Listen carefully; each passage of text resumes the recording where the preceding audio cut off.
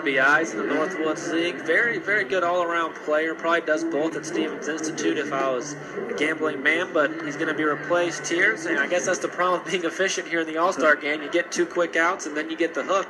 But the new pitcher will be from Thunder Bay, Bayshore, New York, and you want to introduce him, Pat? Yeah, you got Greg Weissert. He's been kind of the late-inning guy. Thunder Bay went through a stretch for about 2 weeks where their starters were going 7 or 8 innings with 2 or less runs almost every time. It was kind of crazy because you see Thunder Bay's record and you wonder how are they not better when they do that.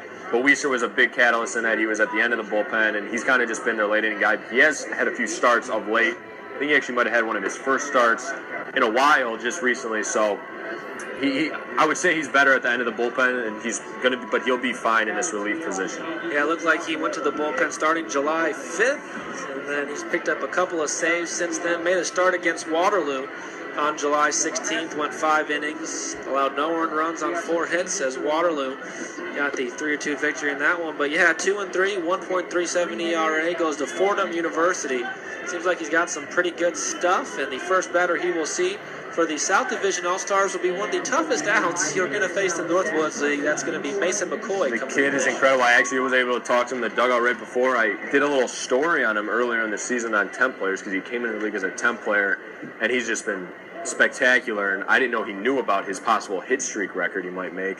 But I was talking to him, and he just kind of goes, yep, 17 more. And I just said, I'm like, oh, you know about it. I was like, I wouldn't have told you. I didn't want to, put the pressure on. But he knows about all he needs is basically a hit a game, and he will set the record for the Northwoods League. Actually, I got a fun story for you about McCoy after this 0-1 pitch. Actually, time going to be called, so McCoy can give me some time to talk about him. But I was talking with Loggers broadcaster John Papanopoulos, and he said McCoy knew all the record. That's quite a last name. But he said he knew every single record that lacrosse held coming into the season. He's kind of made his mission. He wants to play in all 72 games. He's 55 for 55 so far.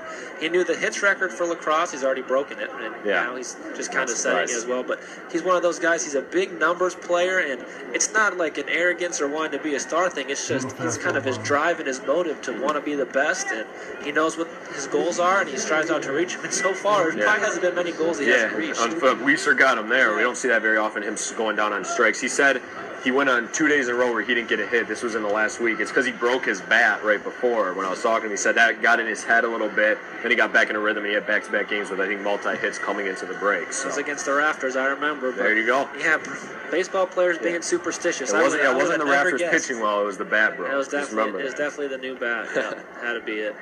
First pitch to Falia, misses down low for ball 1 as that skips away from Varsho. Varsho, this has got to be just a blast for him as I talked with him a little in the home run challenge. He's a guy, he's played Legion ball here at Woodard Field before, goes to UW Milwaukee, so I bet he has some pretty good support in the stands today. He did.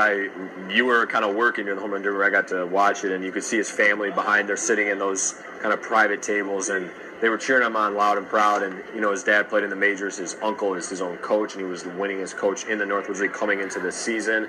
And it's history. He's kind of shy. He's very humble, but he's kind of quiet and timid. I don't know if you got that impression, but he's a very nice kid. And I know you don't get to see him all the time playing in the North, but he gives it his all. Every pitch, every at-bat, everything. He's always hustling. He's a great guy if you want a role model for your kids. Yeah, we actually had him here for the day-night doubleheader, and the night game unfortunately got washed away. But yeah, just looking at his numbers, 9 doubles, 6 triples, 3 bombs. He's a hard worker, and I did get that little humble feel. It's not that he's quiet, but he's soft-spoken. He doesn't really, he's going to say something if he has to, but it's just got to be a blast. I didn't know that his uncle was the coach and the winningest coach, so that's a pretty, he's got a pretty good background when it comes to baseball. He's currently in a little battle with Dale Varsho is the coach for Eau Claire with Handelsman of Green Bay. Handelsman actually passed him during this season to become the winningest coach, and Green Bay having a little better season than Eau Claire, so it's almost back and forth because Varsho came in a little ahead of him. So it's interesting. Should be a fun race to keep an eye on as the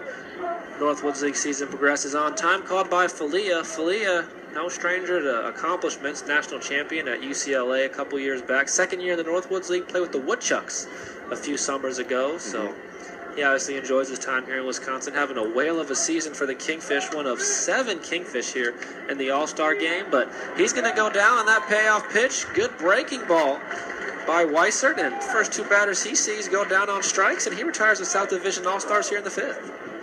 And good job by him. Yano got that first out, so Weissert comes in, does his job, strikes out McCoy and Falia back-to-back. That's a good day's work, if I do say so myself. So we'll head to the 6th. South still leading the North 2-1 here in the Marshfield Clinic. Northwoods League All-Star game.